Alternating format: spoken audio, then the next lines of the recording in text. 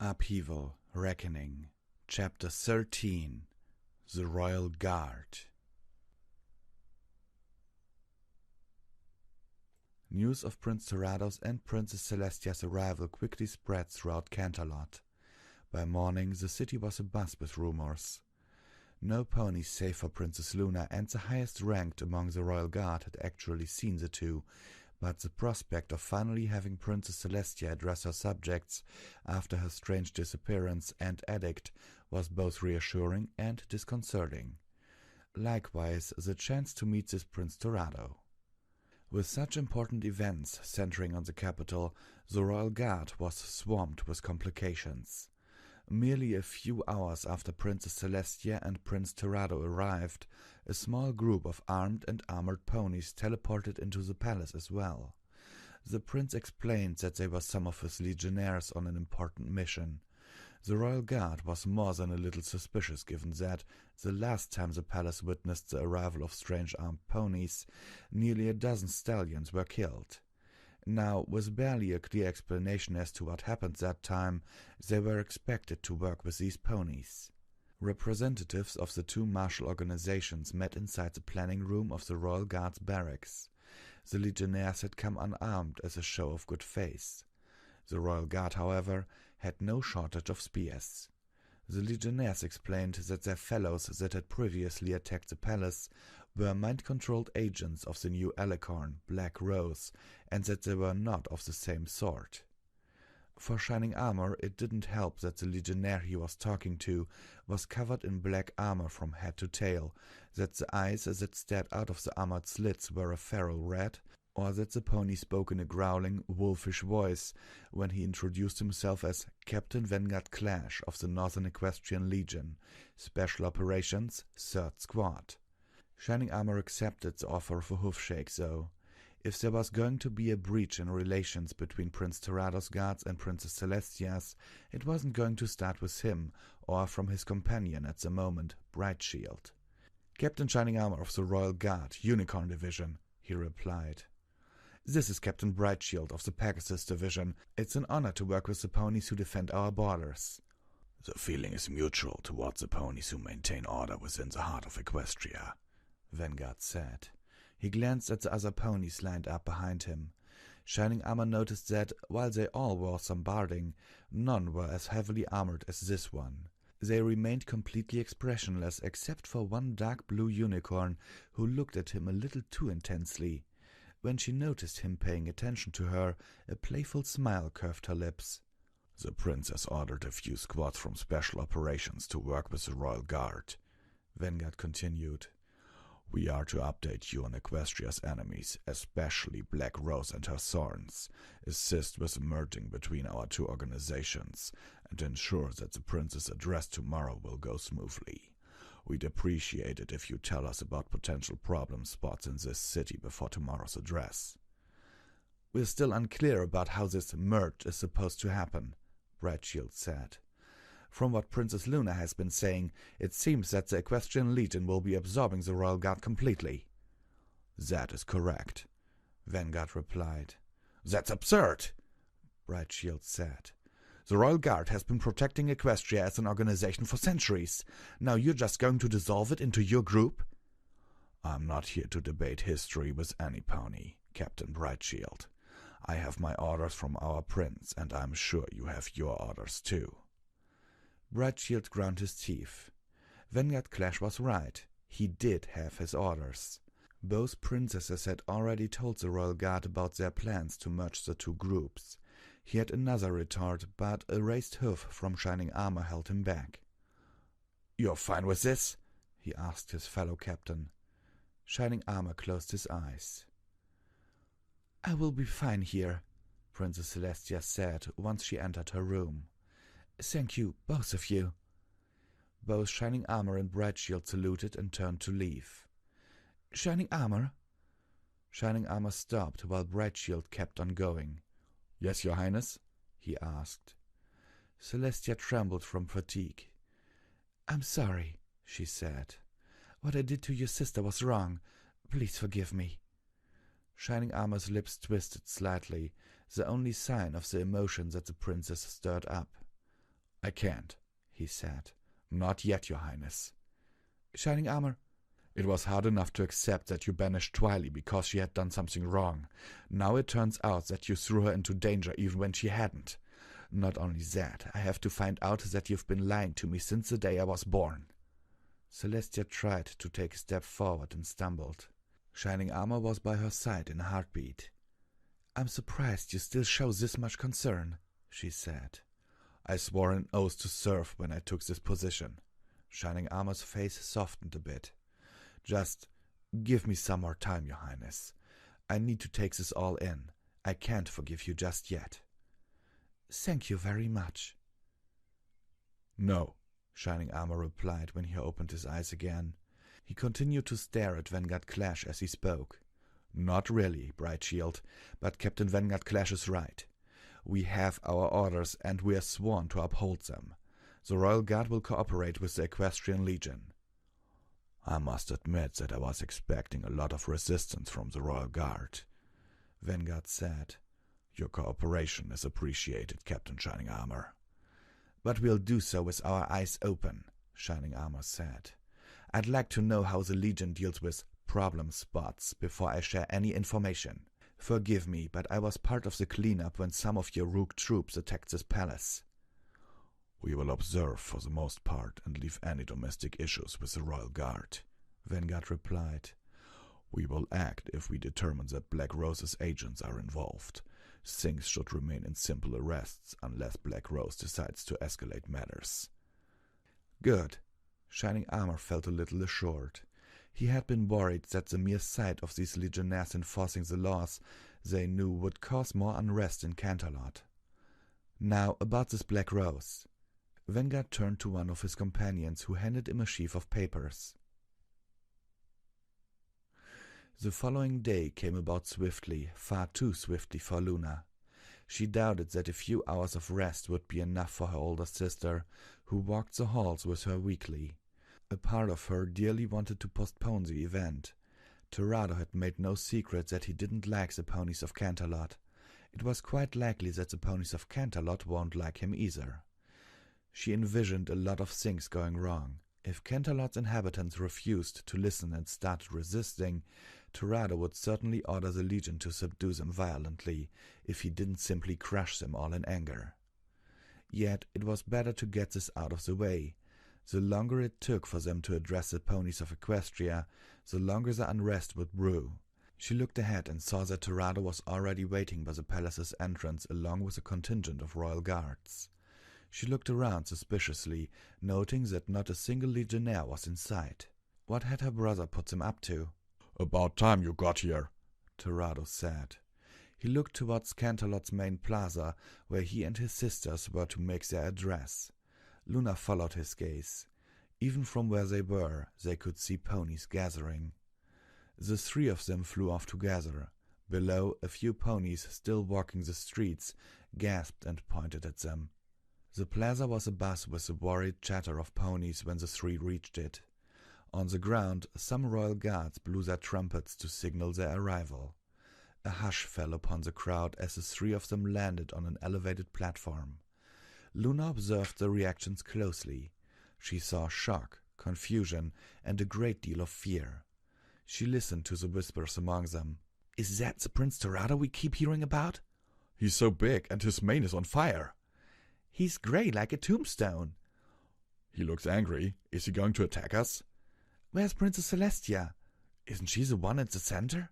That can't be. The princess's mane isn't pink." "But she looks every bit like the princess except for the mane. Didn't Princess Luna say that her powers were stolen by an enemy?"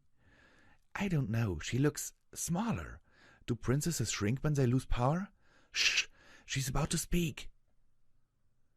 Standing so close to her sister, Luna could understand why the ponies of Canterlot even doubted that their princess had come back.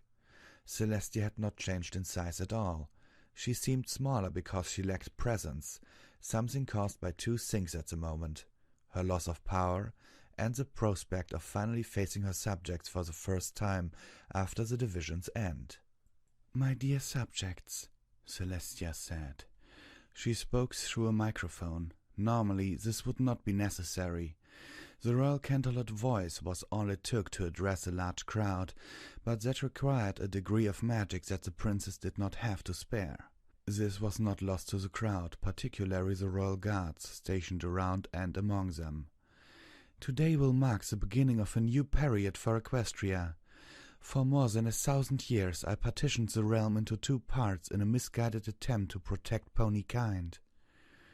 Luna found herself breathless.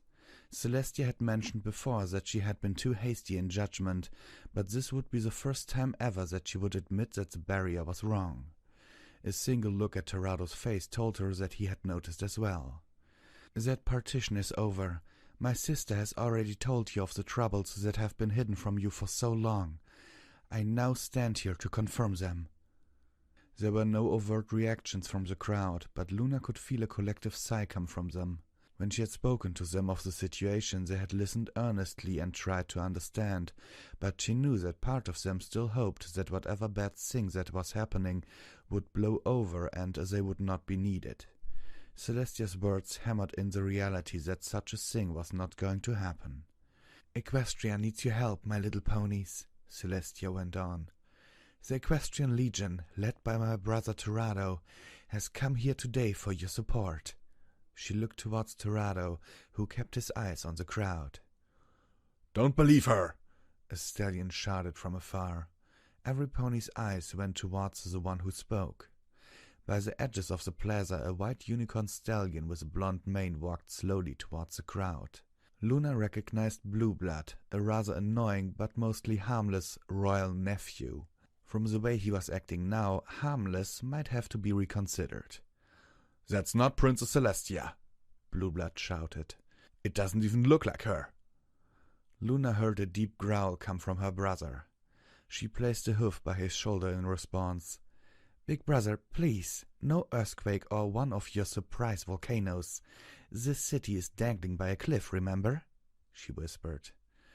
Terado let out a snort and relaxed. "I know," he said. He looked on as the gathered ponies listened to the upstart. "The real princess would never force us to join some army and go off to a land we've never seen," Blueblood shouted. "This one must be a fake being controlled by those 2 behind her." Luna stepped forward. "This is the real Princess Celestia," she said. "I've already explained why she looks like this." Blueblood sneered. "A likely story. I never trusted your so-called conversion. This is a Nightmare Moon plot. She's trying to recruit us into her army." "I believe her," another pony said. This one didn't shout like Blueblood, but his voice carried clearly through the crowd. Every pony turned to look and found Captain Shining Armor standing next to a squad of Unicorn Royal Guards by the opposite side of where Blueblood was. "I've been with the princesses long and often enough. I know the real Princess Celestia when I see her. In fact," he turned his gaze towards Celestia, "she's more real now than she's ever been." "How can we trust you?" Blueblood asked. "Aren't you the same pony who was fooled by the Changeling Queen?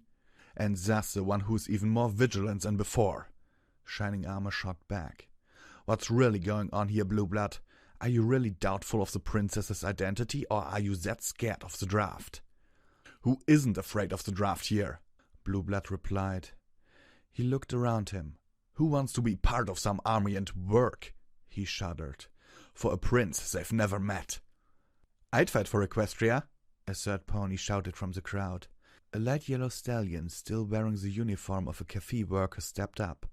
"That's what it's all about, right?" Several ponies next to him agreed. "How can we be sure it's for Equestria and not the private army of Nightmare Moon?" Blueblood asked. Some of the nobles walked over to him as a show of agreement. "Why can't they just get the Royal Guard and leave us alone?" "Nightmare Moon's long gone," another pony shouted. "I'm siding with Captain Shining Armor. That's the real Princess Celestia and she really needs our help. I have a family to care for and a business to run. I can't join this legion forever." "Equestria's in danger and we've been called to help. I say any pony who refuses to be drafted is a coward." "The nobles don't want to move their rears and help out. What can you expect from those hoity-toity do-nothings? Let the rabble join up. Surely their numbers will make up for all the ponies needed." "I still can't believe we've been lied to for so long. How do we even trust this legion?" A powerful boom, like the distant crack of thunder or a faraway eruption, came from where the royals were standing. It rolled through the crowd and silenced them in an instant. Every pony turned towards the sound to find that the grey alicorn next to the princesses had clapped his front hoofs together. Once he got the crowd's attention, Terrado stepped forward. "I am Prince Terrado of Equestria," he said. His words rumbled like a distant earthquake. Unlike his eldest sister, he had no problem projecting his voice. "It seems a lot of you have issues over not knowing who I am. There will be plenty of time to do that, given that I'm not going anywhere." His gaze swept over the crowd. Seeing them beginning to cower was an annoyance, but he kept his voice even. "For a long, long time I have protected this land from its enemies. If you have doubts, come forth and I will take you to see them for yourself." He paused, waiting for some pony to accept his offer. He could feel his sister's nervous gaze on him during the silence. No pony stepped forward, yet one more source of annoyance. He put on a smile when he continued. "I am glad, though, to meet all the ponies I have been defending for the first time. My sisters have done well in caring for you during their reign, regardless of the mistakes we have made. A lot of you fear the Legion, I understand that. But what you should fear is what would happen if it falls. The Legion and I cannot protect Equestria by ourselves for much longer. Though it pains us to do so, we have to call upon all of you to do your part." Terrado paused again to let his words settle in. He could see many in the crowd whispering among themselves. He heard the doubts and the hesitation and decided that some changes had to happen on the spot. "I must also add that your service to the Legion need not be permanent. All ponies recruited during the draft will be allowed to leave and go home once the worst has come to pass. Although I am confident that plenty will stay once they see the necessity and nobility of the Legion's work." Terrado glanced at his sisters and relished the surprise on their faces before going on. "I am asking for a lot of things from all of Equestria now. I ask for your cooperation, for we will all fall without it. I ask for your forgiveness. Your rulers have made grave mistakes and continue to pay for it. Most of all, I ask for your courage. The future ahead is dark, but we can go through this together." The crowd was silent after that. No more whispering among themselves this time. "Count me in!" some pony from the crowd shouted. Others quickly picked up on it and yelled their agreement. The crowd came to life with determined cries. Luna stepped closer towards her brother. "See?" she said. "Not so full of fopps after all." "Maybe," Terrado said. He continued to stare and noticed the ponies not so eager to join. Many nobles bunched together around Blue Blood and watched the crowd in horror. While his sister saw the crowd's willingness, he saw the pockets of resistance. Small groups of ponies were trying to get away from the crowd and fall back to their homes or, perhaps, to get away from the city itself. That wasn't going to work. He had already scattered his eyes and ears throughout the city's potential hiding places and exits. It shouldn't be hard with the Royal Guard's cooperation. "You surprised me," Luna said. "I read from your laws that joining the Legion was permanent." "The old rules don't cut it anymore," Terrado said. "These ponies need hope. They need to see that joining as a service they have to give for now, not a fate they are irrevocably condemned to." "Will the same be true for the elements of harmony?" Terrado let out a snort. "They weren't drafted. They joined up on their own even though we discouraged them. I'll have to think about it more. I'm off for now, little sister. I have to coordinate with the Legion, waiting to enter the cities, and I need to have a strict hoof on these things." "Of course, big brother." With a flap of his wings, Terrado took to the air. After the address had finished, the two princesses stayed to talk with the ponies on a more personal level. Luna had feared that the Heartland's ponies would be resentful and angry, that they would demand some sort of physical punishment for Celestia, or even demand that she step down from her throne. The very nature of the Heartland kept either from happening.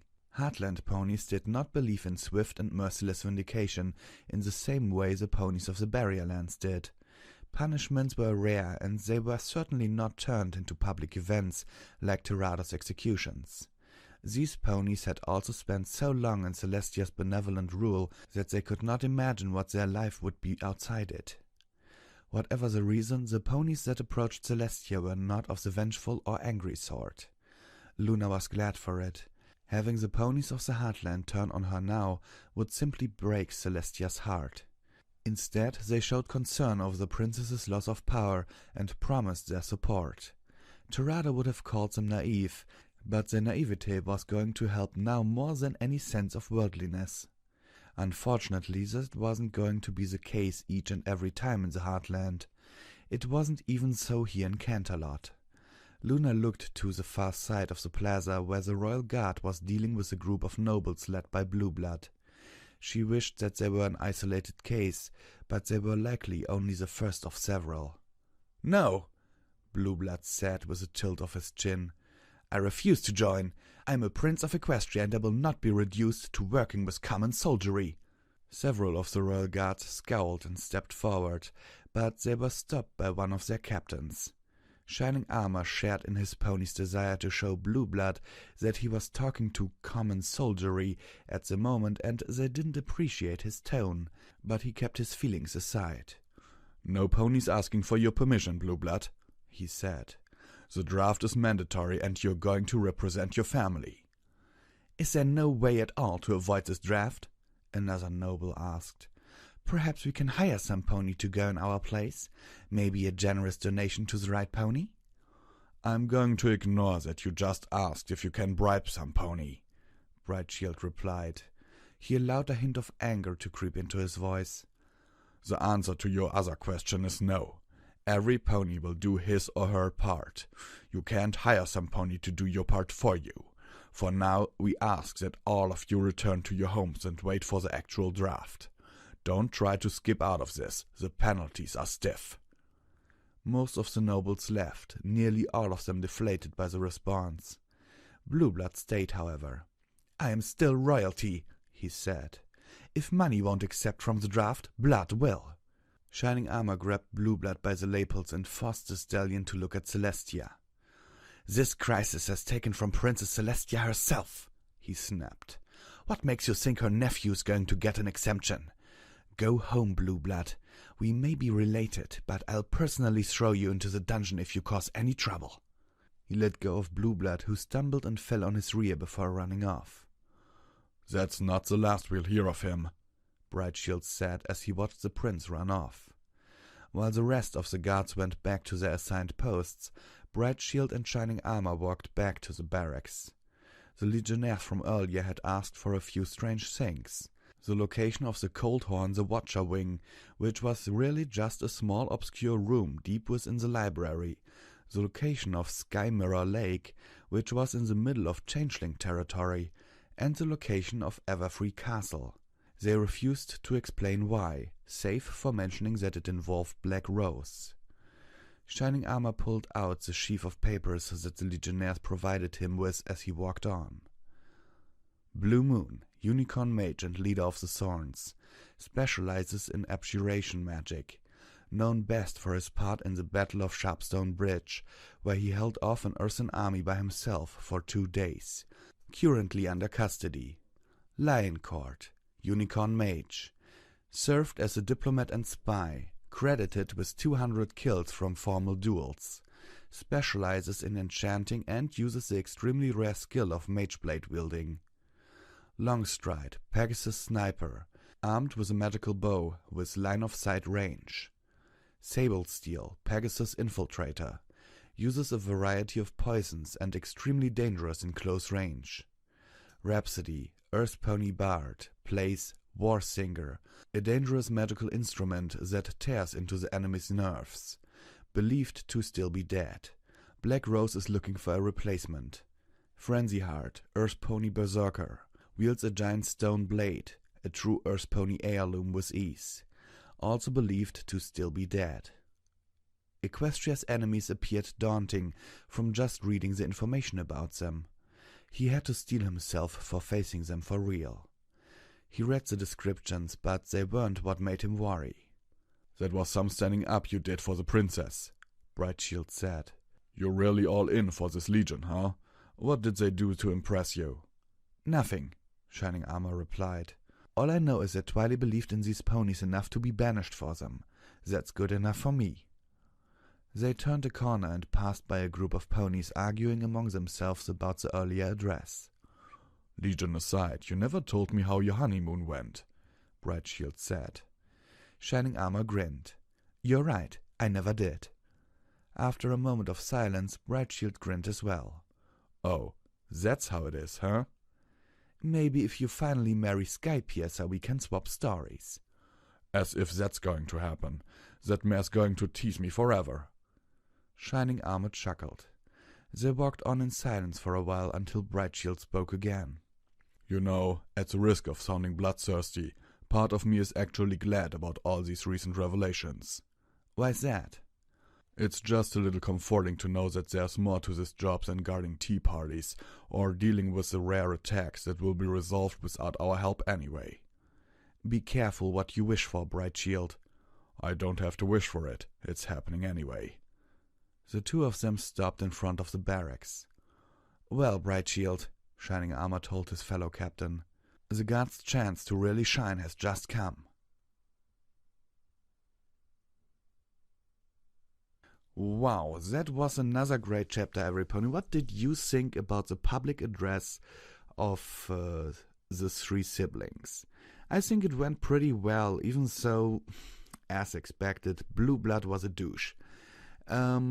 Okay, what else did I want to ask you? Yeah, what do you think the Royal Guard's task will be if they really join the Legion, if they are absorbed into the Legion? Do you think the Royal Guard, who has never really been trained in battle, will be useful in the Legion, or will that training even take even longer than the training of the civilians, because the Royal Guard has trained differently from the Legion for years? I mean, it is hard to just go into a new training rhythm, isn't it?